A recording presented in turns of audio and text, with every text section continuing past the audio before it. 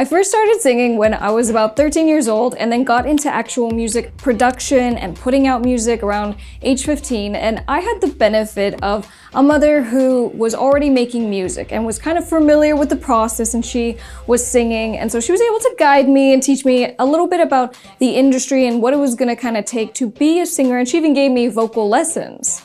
I then kind of developed into a performer, and I kind of found my sound as a musician, as an artist. But along my journey and my music career, I've definitely learned a lot of things, including the fact that today I am a music attorney, and so I kind of see a different side of the entertainment and music industry. So in today's video, I'm going to give you my top 7 tips professional singers need to know. Hi guys, I'm Miss Crystal. I'm an entertainment attorney, public speaker, and author of How to Keep Your Dukes Up in the Music Business. I'm the owner of Dukes Up Records, and most importantly, I'm an independent musician. Be sure to subscribe, turn on those bell notifications so you don't miss our weekly videos helping you with your music career. Starting with number 7 of my tips for professional singers, learn how to record yourself. So you might do this already, but if you haven't, you're gonna need to at some point in the future. Yes, producers will fly us in, we'll go in studio if the producer is in our state, but a lot of times you might be asked just to do top lines. And a top line is basically just to do a vocal performance on top of an instrumental.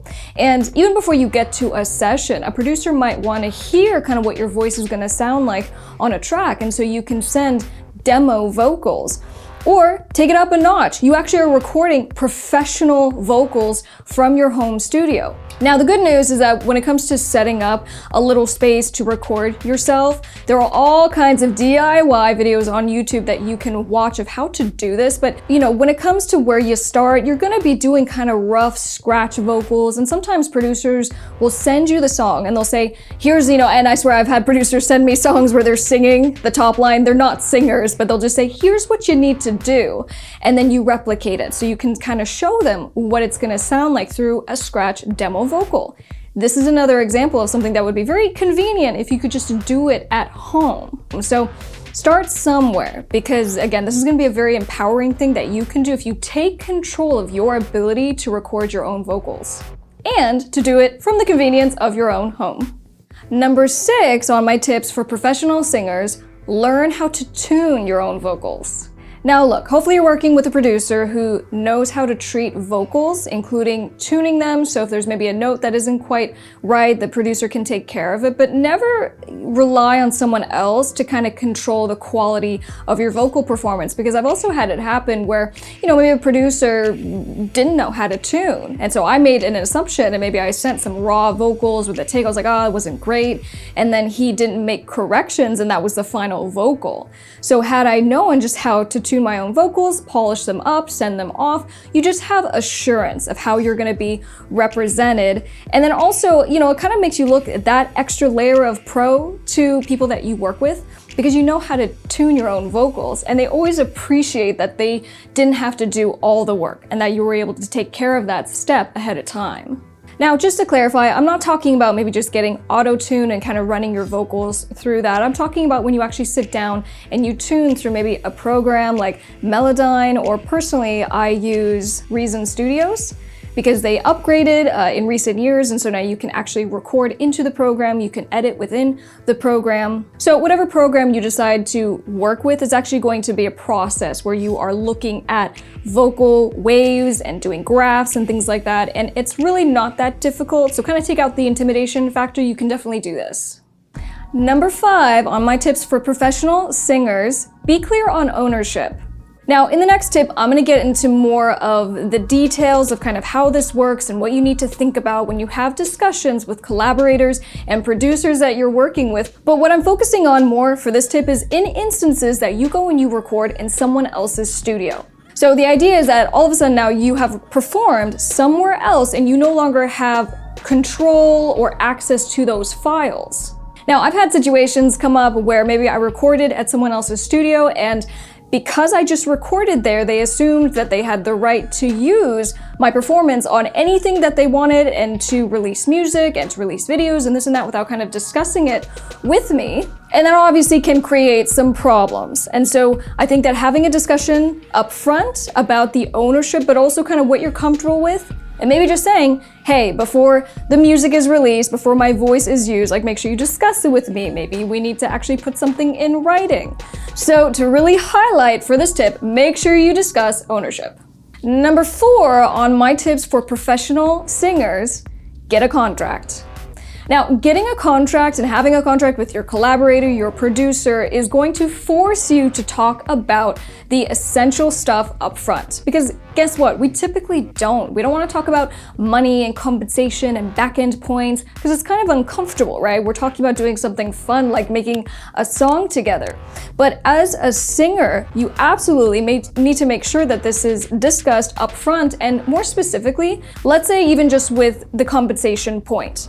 Are you asking for a flat fee? Are you asking for back-end points? Or maybe a combination of them both? So a flat fee typically looks like this. If I hire you to come and sing on my song, I might say, come sing, I'll pay you $900 and it's gonna be all in. So I'm not gonna pay you anything else. Let's say if the music makes money or if I use it for something else in the future, I'm gonna pay you this one time and that's it. There's a lot of musicians, there's a lot of singers who do that, but sometimes newer singers don't know that you can actually ask for back-end points, which basically just means that you are asking for a percentage of any earnings that the song makes, if it makes any money. And you don't have to do this, but what I kind of suggest to clients of mine is I'll say, try to do hybrids of that when you can. It's great to get some money up front in your pocket because you have things you need to pay for, but also you don't want to miss out. And I've heard this happen with a lot of singers who won't ask for anything on the back end as far as if the song makes money. So they only got paid that one time and then the song ends up going crazy viral and it becomes super popular. And then that singer missed out on all those potential earnings. Now, here's the thing when it comes to doing contracts. You can ask for something. It doesn't mean that the producer or the songwriter is gonna say yes, right? And that's okay. But what I tell my singers, I go, kind of figure out what you want out of most of these situations. And as you become more experienced and you get more on your resume, then you kind of just say, no, this is what I do. This is my standard deal. And it's not even really a negotiation. If they want to work with you, they're going to meet kind of the deal points that you want to do. Now, your next question might be, well, what's normal to ask for? If I'm gonna ask for back-end profit participation or back-end points, and something very minimal might be normal for your situation. So it might just be, let's say 3% or 5%. For example, a lot of the deals that I did earlier in my career, producers wanted to have me on their songs, but they didn't really have a lot of money to pay me up front. And so I asked for a lot more on the back end. And I said, okay, that's fine. If anything happens with the music, I want to make sure I'm protected. So everything's going to be 50-50 down the board. So you just kind of need to look at the situation. How much are you getting paid? Is it more or less than you're kind of comfortable with? Do you think the song is going to do well? Because maybe this is a well-known artist. And then kind of gauge what makes the most sense in order for you to do the deal and to be on the song. And some other things that typically come up is, how do you want to be credited? Are you going to be credited? Maybe this is a deal where you just sang and you don't want your name on the song. I've done that as well. And the type of contract that I'm talking about is a collaborator agreement. Now, your next question might be, well, this contract you're talking about, where can I get it? What does it look like? And I've included one in my book, How to Keep Your Dukes Up in the Music Business, which is one of actually 8 contracts that you need for your music career. But besides the fact that the book is an A to Z guide on being independent, staying independent, being successful, it specifically includes this contract because it's so essential. You gotta have this thing when you are doing deals with producers and collaborators, because if you don't, you end up with a mess and you end up not getting paid and you end up having your vocals released without your permission because it wasn't in a contract. So hopefully you guys find that helpful. If you want to check out the book, link down in the description below. Number 3 on my tips for professional singers, make sure you warm up before your sessions. Now, I don't mean you're singing the song because you're about to sing it in front of the producer and you want to make sure you get the words right. That's kind of a given. Every single time you open your mouth to sing, whether you are in a session, whether you are at home singing in your kitchen, putting the dishes in the dishwasher, you need to make sure you actually warm up your voice. And this is something and a mistake that I made for quite a few years at the beginning of my career. It's kind of a pain in the butt to warm up your voice, and sometimes it doesn't even feel like you need it. But I found that my general performance in my vocal sessions was so significantly better from where I started to the strength that I had throughout this session if I took time to warm up. And it could be something as simple as maybe 10 minutes, right? Figure out what works for your voice. Maybe you need some tea on top of the fact that you're actually warming up your vocals. But take the time to kind of set your vocal cords and get them ready, for example, by maybe not talking the entire day leading up to a session, or if you do talking, softly, not yelling. And so really respecting your instrument, that's gonna take you to that next level as a professional singer so that you nail it every time you get in the studio and every time you work with a new producer. And I talk about this specifically in the book because I went vegan about 8 years ago.